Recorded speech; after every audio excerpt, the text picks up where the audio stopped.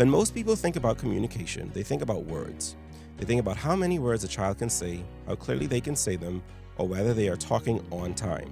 But communication is so much bigger than speech. For many children, especially those on the autism spectrum, communication may show up in gestures, behavior, facial expressions, play, visuals, or even in frustration when they are struggling to be understood. So, what does real progress actually look like? How can parents tell the difference between a speech delay, a broader communication concern, or signs that it may be time to seek support?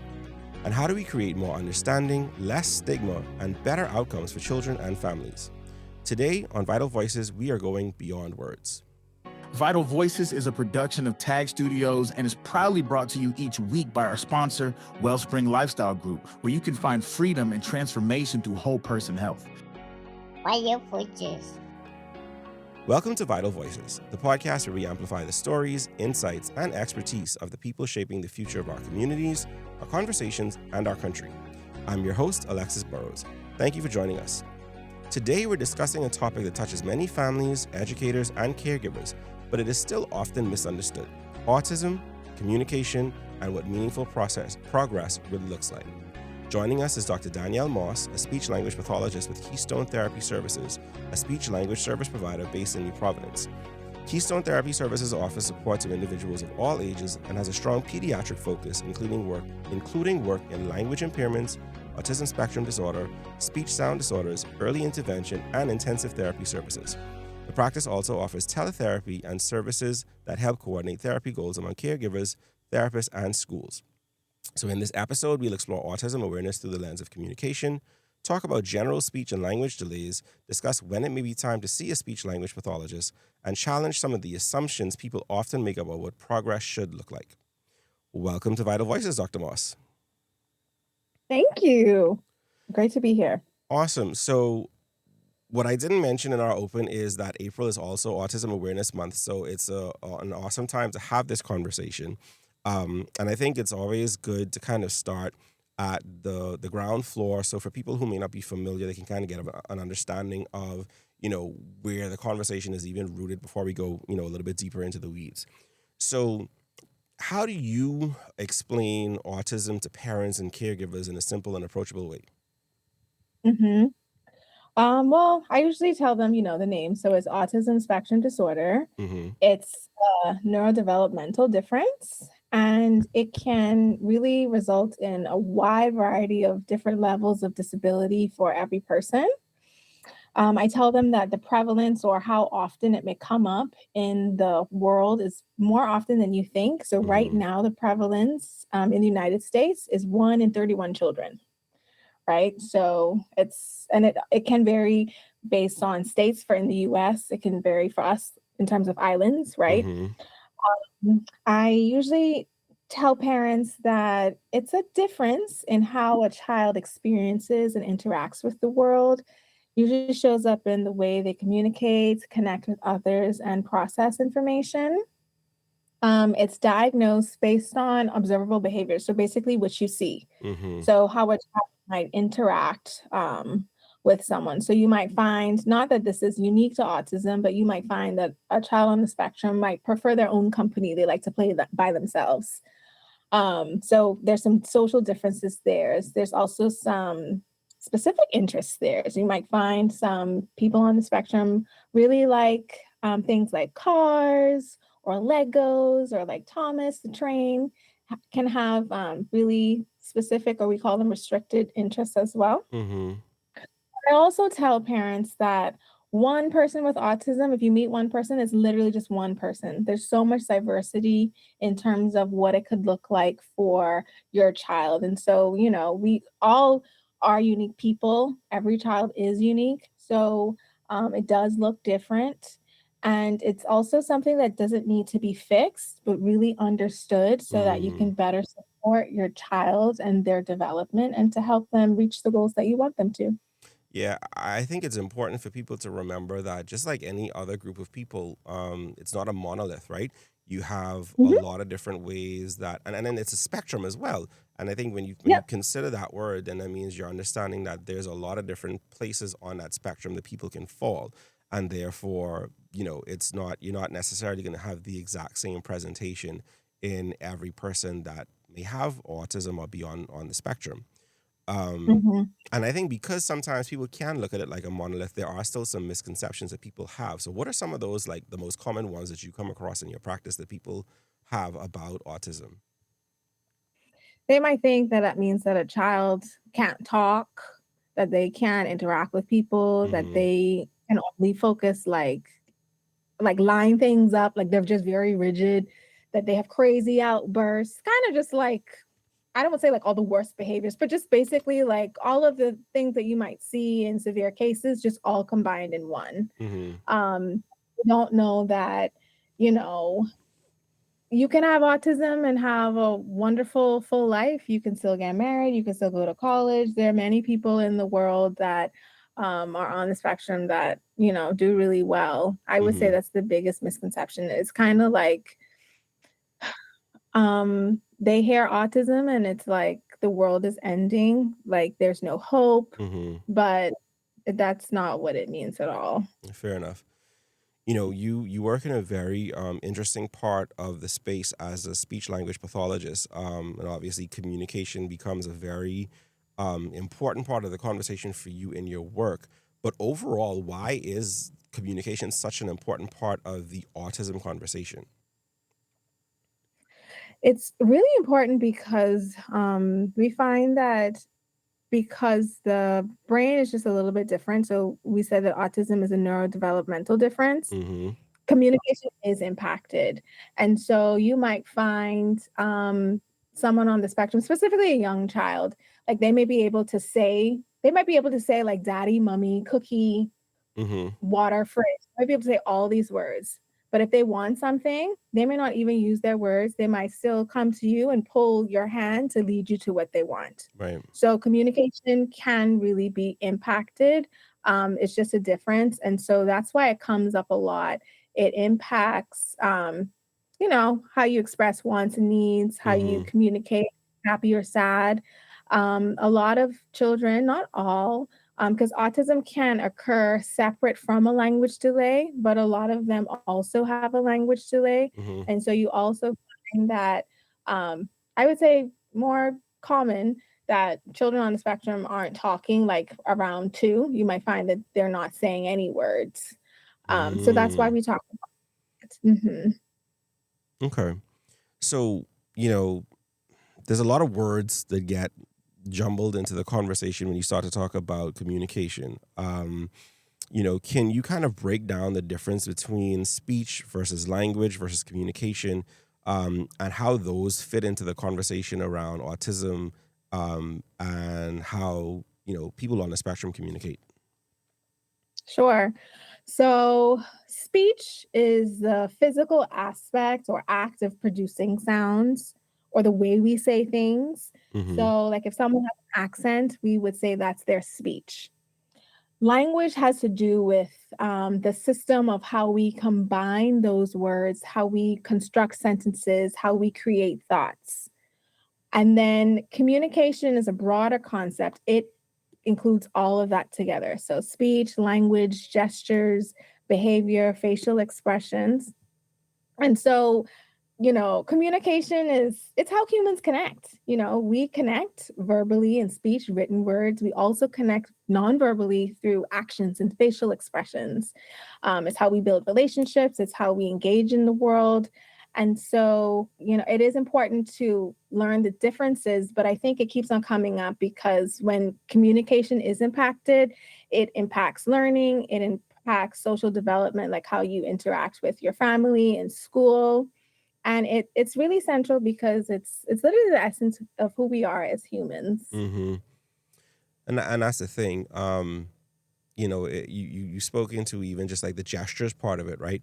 Like there's a lot of Mhm. different ways that we communicate. So even if you have like a really bad sore throat and you can't get words out, you might have to WhatsApp somebody who's in the same space as you to say, hey, I need a glass of water, or things along those lines, because you have that difficulty in communication.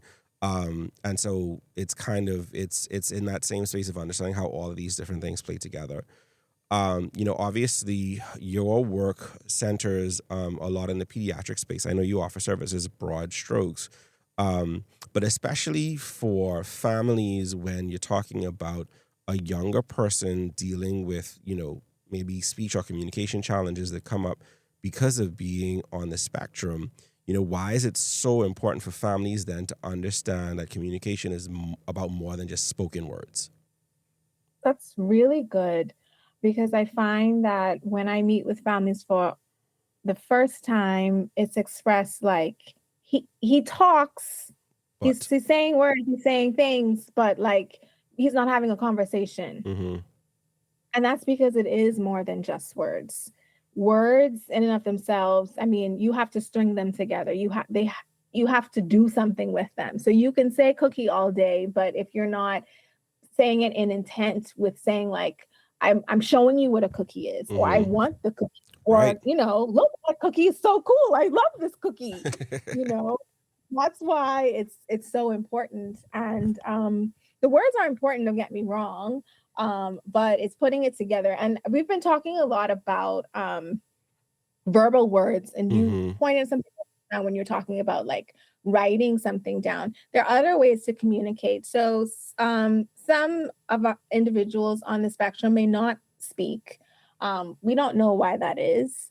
There could be different reasons why someone doesn't speak just in general outside of autism. Like if someone has a stroke or if they have some brain injury or something like that, they may not be able to talk. So there are other ways to communicate.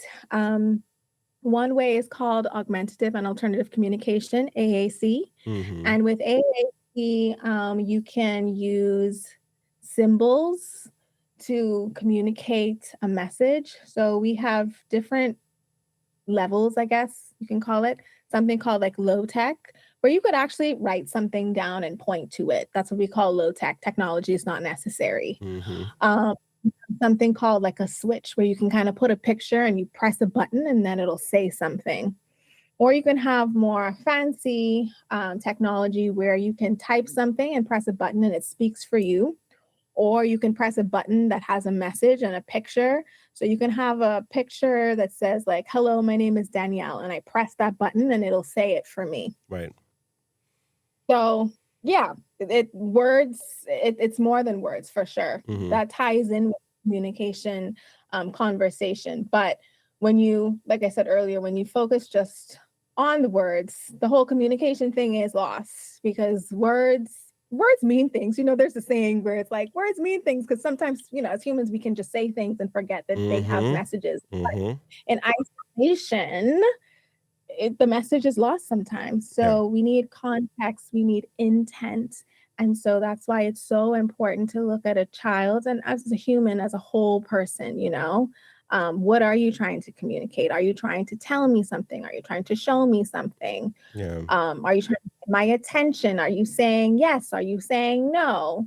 It's more than just words. Yeah. And I think we have to appreciate too that, because I think sometimes I think broad strokes, we can be selfish people. So when we think about sometimes the difficulty that happens with communication, we think about it selfishly from our end of the conversation or the communication, saying, well, it's frustrating for me because I don't know what you're trying to say. But then imagine Mhm. how much more frustrating it is for the person on the other side. Like there's still, ways that you are able to quickly and easily communicate all of these things, but they may have a difficulty or a challenge. And so it's Mhm. important to be, mindful that there's a person involved in this process of communication that is, having difficulty, that is having challenges, and it's just as frustrating for them as you may feel like it is for you, if not more so. And we have to Mhm. then, you have to treat people with humanity. I think sometimes, Mhm. it's easy to get lost and miss out on the humanity of how you manage and how you engage with people just because it's like, well, I just wish this was easier, right? Mhm. So, you started to talk about communication beyond words. Um, you know, what are some of the ways that children may be communicating? Because sometimes I think, there's so much out there. There's, WebMD and Google this and AI that, and people tend to, they go looking. I'm like, my kid isn't saying this yet, or they're not saying that, or I don't think they're communicating fully. Um, but how do you help someone to say, what are some of the ways that their children may be communicating with them, even if they're not necessarily speaking words yet? Yes. I wanted to add something to what you just Sure. said just now, if that's okay. Um, when you're talking about just difficulty communicating, I Mm-hmm. just wanted to add that, there's levels to it. As adults, we can get so frustrated with each other, Mm-hmm. and that's not with a delay. We're not talking about a child. We're talking about full grown adults where everything is developed. Mm-hmm. And sometimes it can be incredibly frustrating. Sometimes, you might be talking to someone, you're like, why am I like this? And I'm like, oh, wait, I'm hungry or I'm tired or I'm hangry. Like Yes. sometimes you have to really check in with yourself. And that's us with, years of experience living on this earth. Mm-hmm. So then if you take to a child, just a child, we're not talking about a delay, there has to be compassion and understanding there. Yes. And when you take it even further with a child with a delay, I've had families come in and they want, and I'm not trying to discredit these desires because they're important for living, but Mm-hmm. like expressing that they're hungry or they're tired or they need to use the bathroom. It's like if you really sit down and think about how complex that is, we take it for granted because we develop normally. Like those are Mm-hmm. incredibly hard things to communicate. And so, as we talk about this, compassion is just such a huge thing that we just have to remember. And I say it with consideration because also sometimes we have families who they have a lot going on. Yeah. We talk about spectrum. We have children with lesser support needs, and we have children who need a lot of support. We have families who have adults, that they're still taking care of. And so, compassion is required for everybody on all levels. Mm-hmm. I just wanted to share that. But you were asking about just in terms of communication, um, you know, it I always tell parents it doesn't begin with words and doesn't necessarily end with words. It really Mm. starts with action. We're talking about eye contact. We're talking about those gestures. We're talking about shared attention. If you think about a baby, how a baby is communicating as early as a couple of months, that baby's looking in your face and laughing and smiling and giggling and babbling. It Mm-hmm. starts really, really, really young. Those facial expressions, imitating facial expressions, laughing with mom, having connection during feeding time. It also includes leading an adult by the hand or pointing to a visual device. So it includes so much that we forget that it's not just about those words. It shows up in play. How a child moves towards something, comes to something, pushes something away. Yeah, Yeah. I think I just want to go back to your point before that. I Mhm. think if you've ever played the game Pass It On, right? Like we know just how bad we can, as fully developed adults, like you said, be at communication sometimes. Is this Because is this the same as telephone? Sorry, yes, I just wanna make sure I understand. yes, Okay, all right. right. So We're there. it's the same idea, right? Where someone starts Mhm. with a message, and by the time you get to the end of five people, that message is completely distorted. Oh. And again, Mhm. this is with grown adults who have decades of communication experience, and we still have that challenge. So even, and I think that just proves your point that even in those spaces, we should be able to have compassion and understand that if we can't get it right, when you and I may be Mhm. sitting down in a room face to face, having all of the social cues and the intonation change and all those things, we still have miscommunication. So imagine, like you said, someone who may be having some level of delay or difficulty, what that then looks like. You know, I think one of the things that, and this goes back to your earlier point, that sometimes we focus on what we may think are the more extreme versions of the symptoms that show up, but behavior also can become a form or a function of communication. How does that work? Mhm. Behavior tells us exactly what we need to know. Oh, even when a child doesn't have the language to express themselves, a meltdown might tell you, Mm-hmm. nah, not into this, or pushing something away, or pulling you, or hugging you. Um, it is also communication. I think that when we're dealing with our clients and we're trying to understand behaviors, we function in the thought of it doesn't happen in a vacuum. Mm-hmm. So we have like a chart where we'll look at, so let's say a child has like, let's say a child comes to therapy and on the way to therapy, we're in the waiting room and we're kind of like sitting down and we're throwing ourselves down and we might not want to come into the therapy room. Mm-hmm. So we'll look at what happened before the behavior. So did anything happen in the waiting room? On the way to the waiting room? What the behavior is exactly, are we hurting ourselves? Are we hitting ourselves? Are we hitting anybody else? Like, what does that behavior look like? And then what was the response? And so it communicates a lot. It just takes a lot more thought just to kind of figure out the intent. And sometimes it's not that deep, to be honest. Sometimes it's like, oh, they saw their favorite toy in the waiting room and they want the toy. Right. But communicating, I want this toy, isn't coming there for a couple of reasons. One, the ability may not be there. Sometimes when you're in the height of emotion, this as a human being, sometimes you just can't get the words out. Mm-hmm. And so kind of just like stopping or throwing yourself down might just be the way.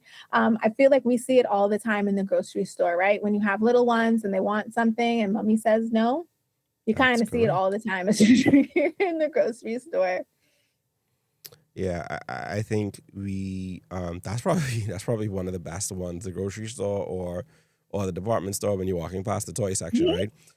Yup. Things that just grab their attention and it's like, I want this. And, even for kids who can express it, you still will have sometimes those behavioral challenges because like, well, I want this toy, or, we just drove past McDonald's and I want fries. You know what I mean? Like things like that where it just it can still come across through that kind of behavior.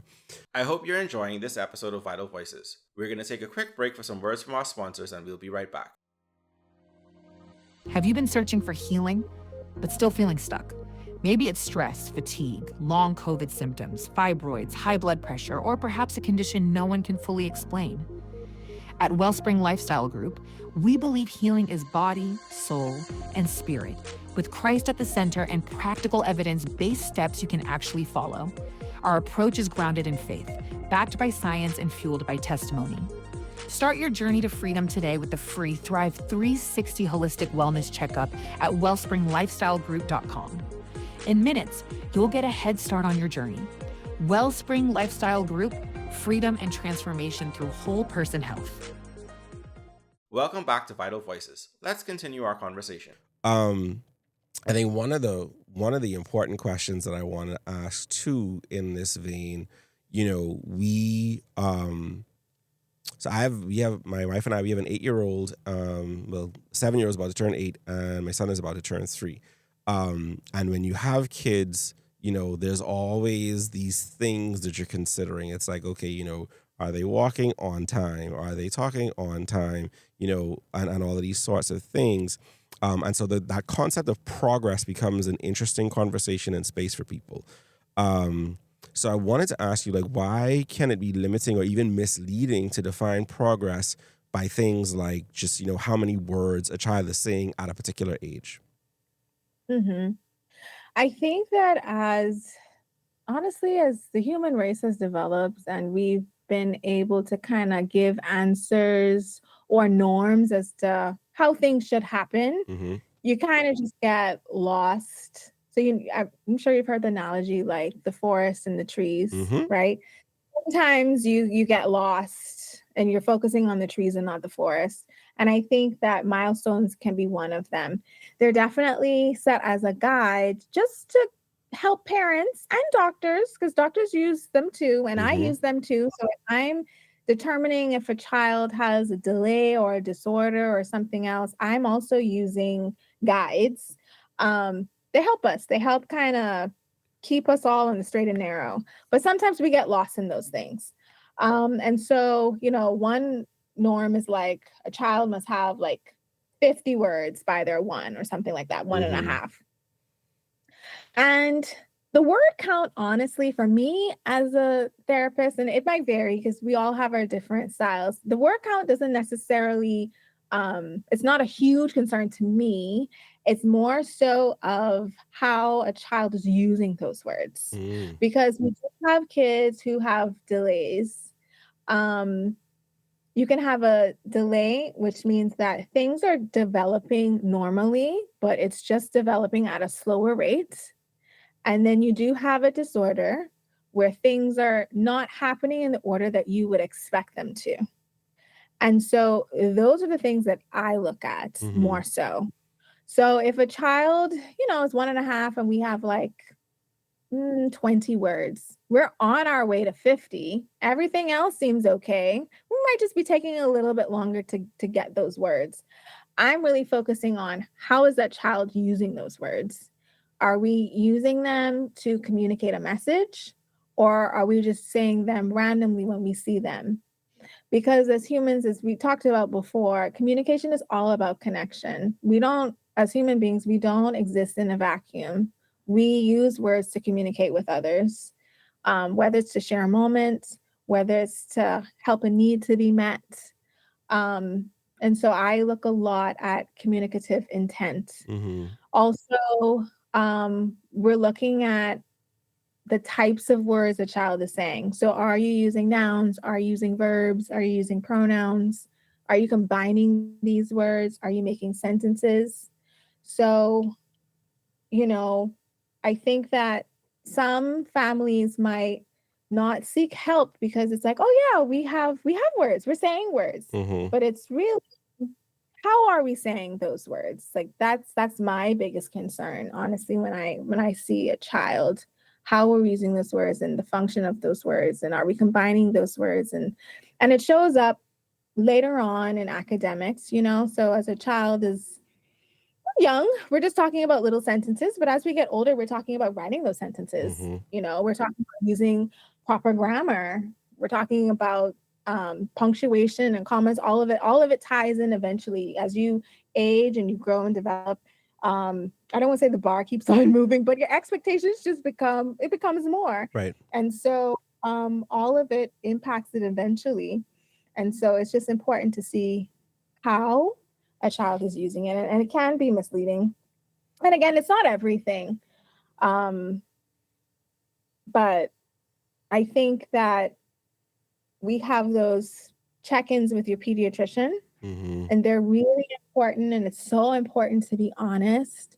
Sometimes families can anticipate the questions and kind of answer in a way that might not get them flagged.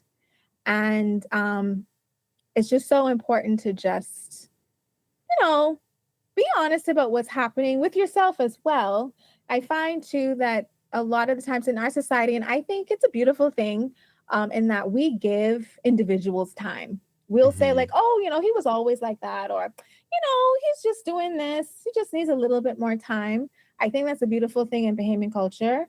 But sometimes we're giving these kids a little bit too much time before we get some help. Right. And getting help doesn't necessarily mean seeing a therapist, because if you come to me, like I mentioned let's say you're a little over 1 and your child might be saying 10 words or not what I might expect them to do at that time. I might not say you need therapy. I might say, hey, try these strategies, try this, and let's check in. It doesn't have to get there all of the time. Sometimes it does mean that you need to come to see someone, but it doesn't always do that. And so it's just so important to get ahead of it. And then the last thing I would say too is I also find that I have a lot of families say, well, I was just like this when I was young. And I kind of just tell families, I don't have a crystal ball. I can't see the future. So I'm happy that, you were able to develop and you were able to do all these things, but I can't predict it for your child. it may be the same story, your child may not need therapy. If you don't do therapy or you don't see an SLP or whoever it may be, your child might be fine. But because we can't predict it and we have tools and knowledge and research where we can address it now, we don't have to wait. It's great to take advantage of those things now. Yeah. I think it's important to remember that, we are very much products of our environment, right? And so I think Mm-hmm. sometimes even when people consider um so like yeah, when you consider personality, right? So it's like you might have a kid who at one has already come to the point where they realize they don't like noise, right? And so they may not say all of the words they know because it's just always so noisy around. I'm just like, I'm not talking in all of this noise. I'm not saying anything. And so I think even just little things like that, like I think there's so much layers and considerations to it. Um, Going back to the question in terms of like why it might be misleading, to solely define progress by the amount of words, because there's so many things that may interplay with what they're saying, what they're not saying, and why they may or may not be saying, even because sometimes they have it and they're just not saying it because the environment just to them doesn't feel comfortable to do it in, right? And so I think there's all these different things that people have to consider as well. You're so right. And another thing too is just like, although I try not to highlight this too much, but it is true. Sometimes you do have personality differences. Right. We have introversion, extroversion that actually exists when a child is young. So you Mm-hmm. could also have a child who Oh, might I could just be tell more you. introverted, Mm-hmm. who just needs a little bit more time to do stuff. Mm-hmm. So it is important to look at the whole person Yeah. for sure. Yeah. On the flip side of that conversation, what are some examples of meaningful progress that families may overlook in the early stages of figuring out, what's happening with their kid? Yeah. I would say, well, I'll answer this in a therapeutic sense, and you can let me know if this is answering what you're getting at. Fair. If a child isn't talking and they start therapy with us, we work on what we call pre-verbal skills. So we're working on turn taking, like during play, if a child is taking turns. We're looking at joint attention, which refers to like looking at an object at the same time as someone. Mm-hmm. We're looking at play skills. Sometimes you'll find that some kids have restricted play. Like they might just not play with things in the ways that we might not expect them to. And not that that's necessarily wrong, but we just like to expand the ways that a child can play. And so meaningful progress is progress in all of those things. Oh, another thing is like imitation, action imitation. Mm-hmm. Some children may have difficulty literally, like if you say clap your hands and I'm clapping my hands, clapping hands, following directions, touch your nose, finding body parts, like all those things. So we might not be saying words verbally, but we're seeing improvements in all of those things. And these skills are so important for language development. One thing that's huge and often overlooked is just the ability to imitate. Mm-hmm. Because if you can look at someone and kind of take what they're doing and get your body to do the same thing, we can do that with so much in terms of learning. That means you can learn by just watching. Yeah. And that also helps with the imitation of words as well. I mean, I mentioned before that not all people may verbally speak, but those are the things we work on. And so if we're talking about someone who may be non-speaking is what we refer to those individuals, or pre-verbal, so before words come. So we use AAC, the alternative way of communicating that I mentioned earlier. Mm-hmm. So imitating, like pressing a button, is also huge. That's a sign of progress. And so we look at words oftentimes as like the great indicator of success, but there's so many things before then that we can celebrate. That's key and wonderful. And I would say also just the general attention of a child. You'll find that sometimes you might hear a parent say like, oh, he kind of just tends to be in his own world. And so if we're able to kind of just like share worlds for a second, that's huge. Yeah. Moving into now, identifying when you might need to seek help. Um, you know, again, going back to those concepts of milestones and things like that. So, you might start to notice something, and as a parent, you're trying to decide, okay, is my child just a late talker, or is there something, more that I need to investigate? How do you distinguish between a delay that may resolve on its own, and one that needs support? hmm I kind of alluded to this earlier, so thanks for the opportunity to kind of expand. Sure. Um, the difference has to do with just timing. So when we talk about a late talker, and we like, for example, we talk about those milestones. So we're hitting those milestones. We just might be hitting them a little bit late. Hmm. So that's what we mean when we say a late talker. When we talk about something else, it's not in the order that we would expect it. And so you might find you're dealing with a child, or you meet a child who may not respond to their name, but they can say their name. They can literally read sentences. I'm not joking, but not able to say, like, I want a cookie. Right. And so those things are concerning because it's just not happening in the way that we would expect it. Now, again, the concern may not be anything, but it's something to look at, to look deeper. And so, in terms of a late talker, it tends to speak to a child who has a strong understanding, will use gestures, engaging socially. Um, they may not be saying like mama. Well, that's not a good example. They might be saying ball, but they might be babbling. Because another thing is kids babble and they might say mama, mama, mama, but that does not necessarily mean that they mean mama. Mm. Um, yeah, that's another thing. So there's babbling is also a precursor to verbal language. So we want kids to babble. So if you're saying like mama or dada, that does not mean that they're calling mommy or daddy. They might just be babbling. But Mhm. you'll know the difference. They're literally calling you to get your attention. Right. And that honestly, that's a difference in a late talker versus in terms of having concern. Late talkers tend to call parents, tend to learn names, but it's a little bit, but other children may not, and so that might be a little bit more concerning. And it all ties back to that social interaction and communication that we've been talking to. Mhm. But again, concern does not necessarily mean disorder or anything like that, but it invites us to look into what's going on and giving us some answers that we might want to evaluate sooner. Yeah. So how, like, I guess, so how do you know when you've kind of crossed that threshold from, you know, this seems fairly resolvable because you're seeing signs of like what you mentioned, and when it gets to the point where people should start considering, that it might be time to see someone like yourself or someone else in the therapeutic space. Like, how do you know when you're moving from, I guess, moving into something that you want to pay more attention to? hmm Um, so I would say when it's more than one of those things combined, Hmm. right? So I'm sure in terms of we can take it back to autism. I'm sure you've heard like a child on the spectrum might flap their hands and walk on their tippy toes.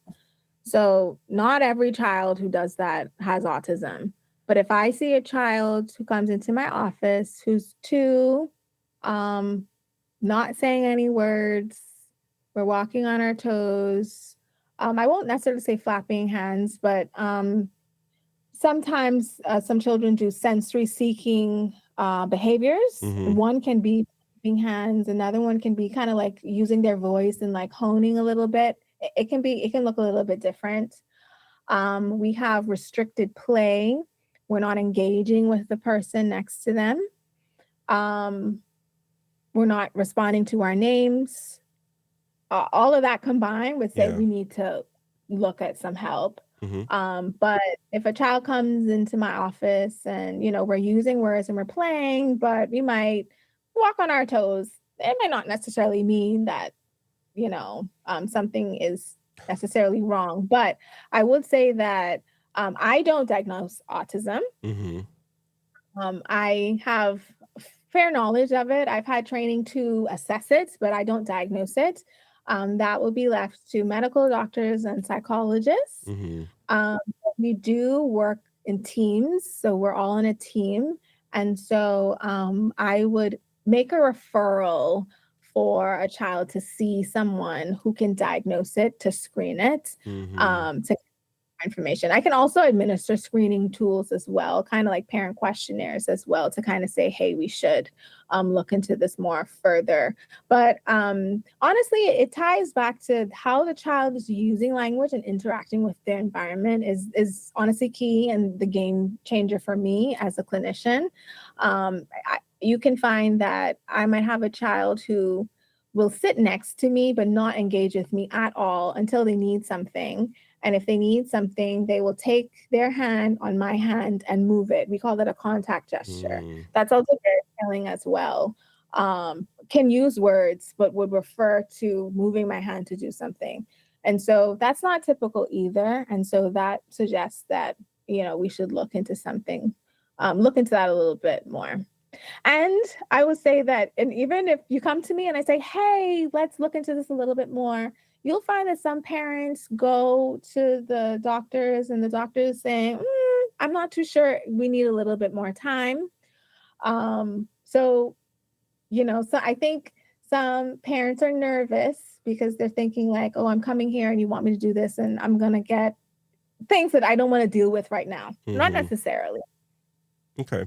I hope you're enjoying this episode of Vital Voices. We're going to take a quick break for some words from our sponsors and we'll be right back. Have you been searching for healing, but still feeling stuck? Maybe it's stress, fatigue, long COVID symptoms, fibroids, high blood pressure, or perhaps a condition no one can fully explain. At Wellspring Lifestyle Group, we believe healing is body, soul, and spirit, with Christ at the center and practical evidence-based steps you can actually follow. Our approach is grounded in faith, backed by science and fueled by testimony. Start your journey to freedom today with the free Thrive 360 Holistic Wellness Checkup at wellspringlifestylegroup.com. In minutes, you'll get a head start on your journey. Wellspring Lifestyle Group, freedom and transformation through whole person health. Welcome back to Vital Voices. Let's continue our conversation. You mentioned that you don't necessarily diagnose it, but when might a delay suggest that something broader may be going on, inclusive of autism as an option?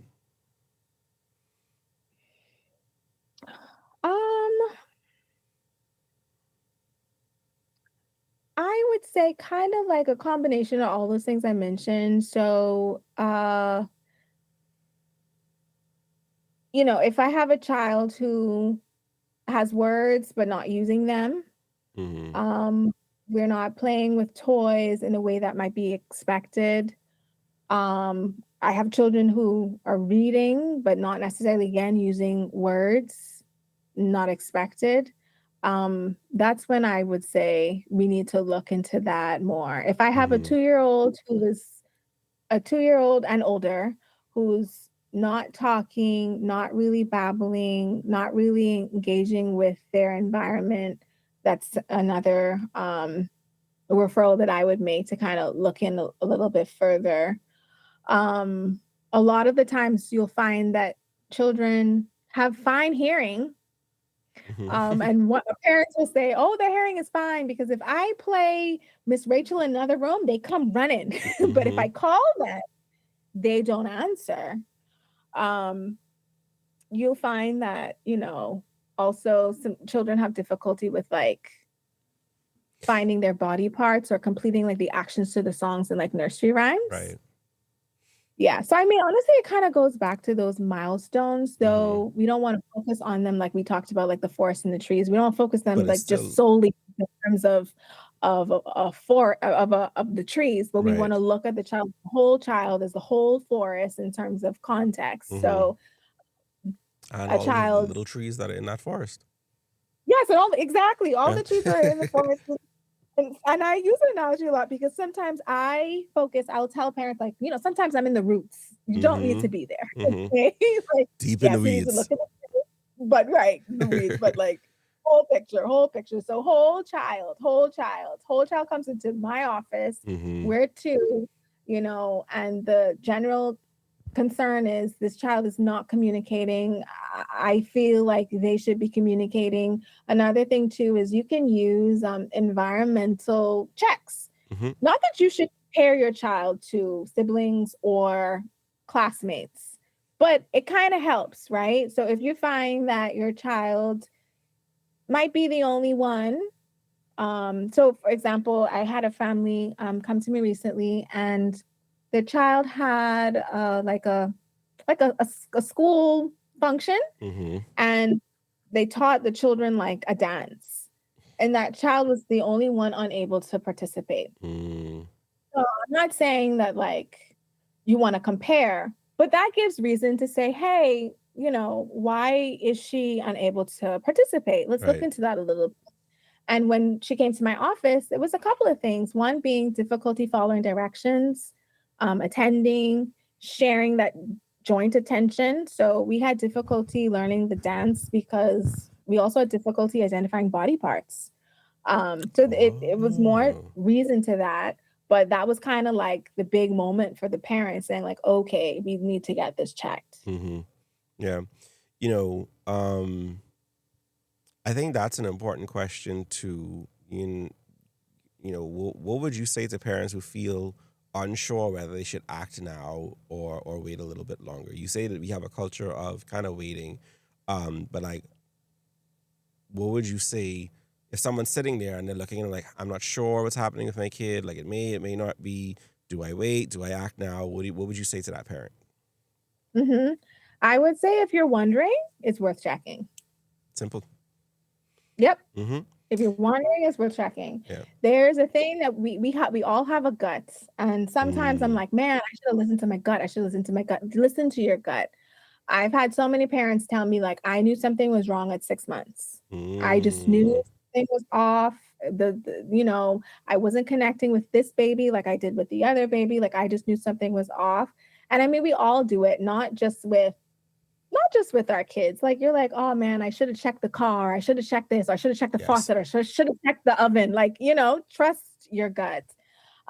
Early support doesn't harm kids, but waiting can delay progress. And because we can't guarantee what happens in the future, it's worth a check. And even if you schedule a consultation with a speech language pathologist and you're not even ready yet, you'll find that in that conversation, they should give you some tips and some help to kind of move you along the way, even if you don't go along with the whole process. Typically, when you come to speech language pathologists, they'll do a consultation with you because, and we have a lot of families who are like, I don't need a consultation. The reason why we do a consultation is not everybody needs to see us. So it's more of a screening for us to see if you need more help. And if you do need more help, what kind of help do you need? What kind of testing do I need to do when you come to my office? So, schedule that consultation with an SLP and they'll be able to help you further. And then I just wanted to echo, a child's brain is developing and we love to get there when they're young. Between the ages of 1 and 3, before 5 is the sweetest spot. When we see children who are older, not saying that we can't provide meaningful change, but you're able to really come alongside parents, give them tips and support to help move development along. And the thing about therapy too is, we might see a child an hour a week, maybe 2 hours a week, but you're with that child a lot more. And so if we're able to give you support and help in terms of what to do at home, so after a therapy session, you're able to talk with parents. We like to give handouts, that kind of thing. You're able to change the environment. It's really, really, really huge for your child. Early guidance can make a significant difference.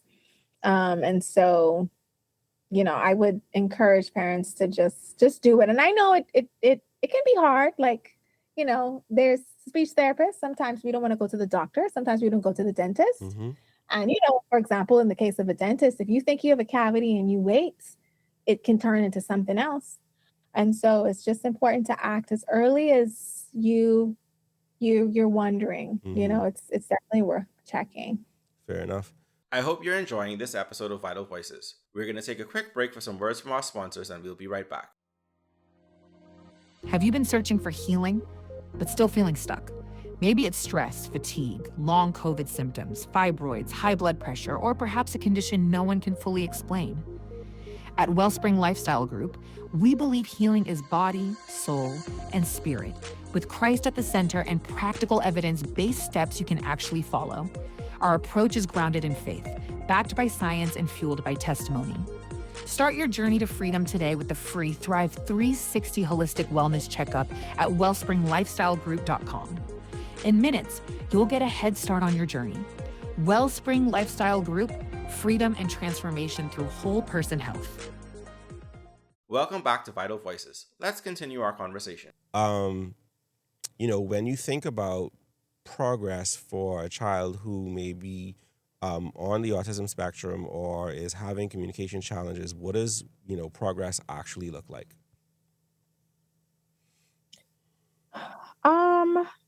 I would say progress looks like what helps a child thrive in their environment better. Mm. So every parent has different things. So if you find that communication is a challenge, providing communication whether it is through helping the child get to say words or giving them a device where they're able to get their communication needs met.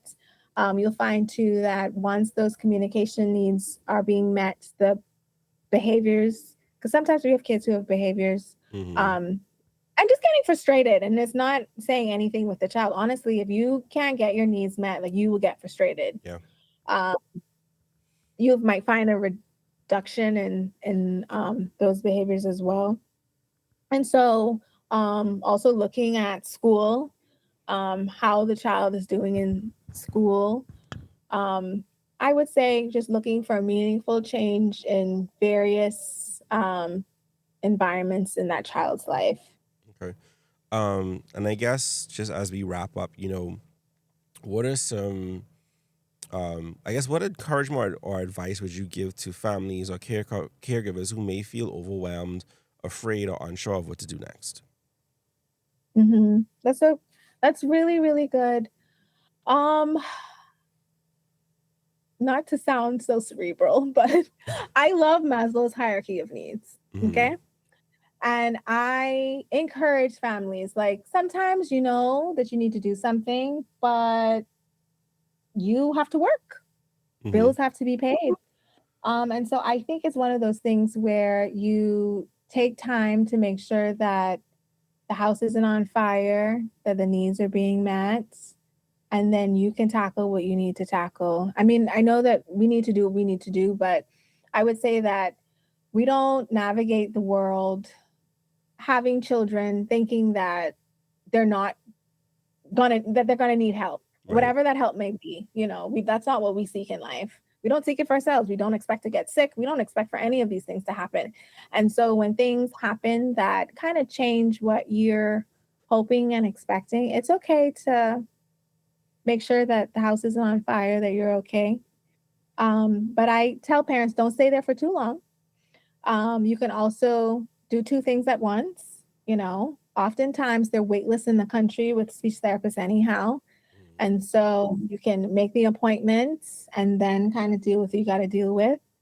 You can also reschedule the appointment if you need to. Sometimes, honestly, it's just the first step of getting started. Another encouragement is that, you didn't do anything wrong.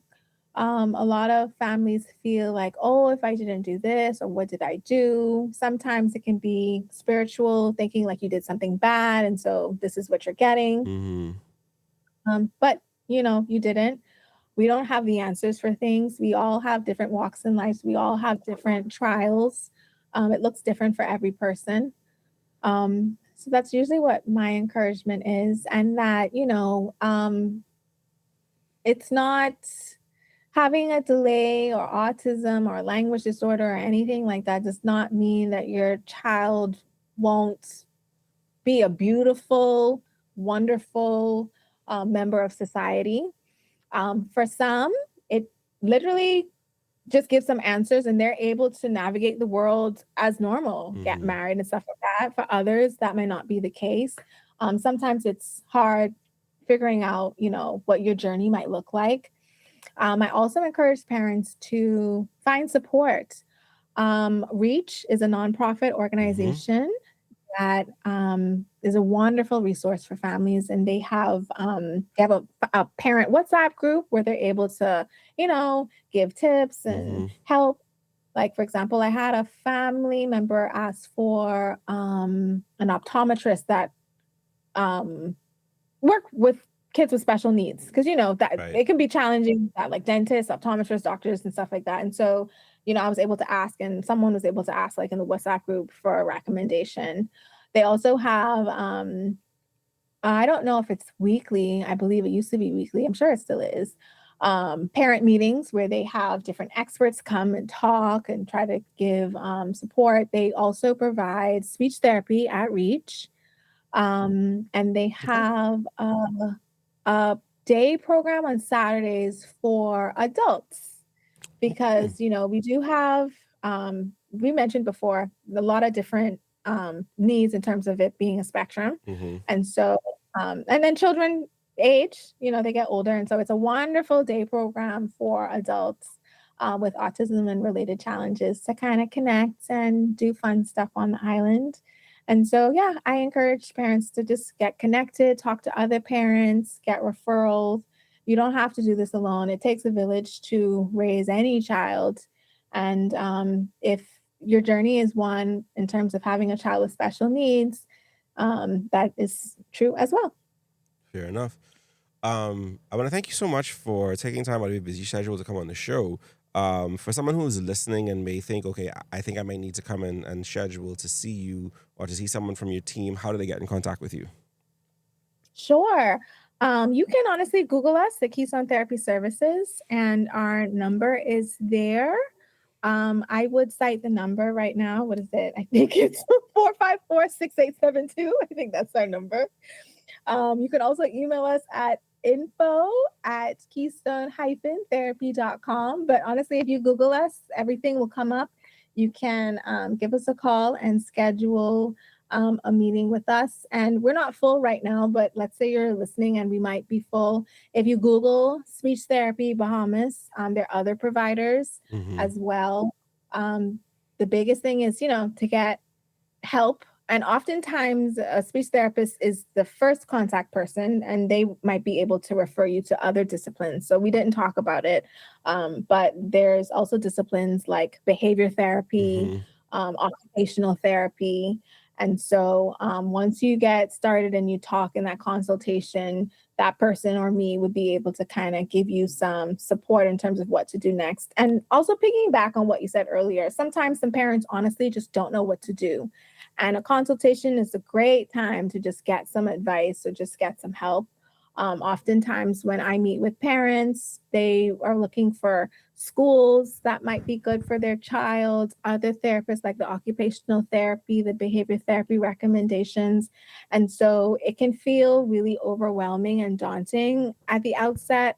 But once you get connected with someone in the community, they can come alongside you and help you with that. Awesome. Well, I want to thank you again for taking time out of your busy schedule. This was a great conversation. I think it's going to be very helpful for our listeners. And I double checked while you were saying it. Yes, the phone number is correct. That's what's on the website. So you can reach out to Dr. Moss via Keystone Therapy and find out more information there. So thank you for your time. Yes, thank you so much for having me. It was a great conversation. Thank you. Dr. Danielle Moss, thank you so much for joining us and helping us to better understand autism, communication, and the importance of looking beyond words when we think about growth and progress. This conversation reminds us that communication is not always one size fits all, that early support matters, and that meaningful progress is about connection, expression, understanding, and helping each child thrive in the way that is right for them. And as always, we thank you to everyone that's listening to Vital Voices. And until next time, we say stay informed, stay connected, stay well, and stay tuned for the next Vital Voice. Did you miss a part of today's show? You can catch this episode and all Vital Voices episodes online at youtube.com/@vitalvoices242.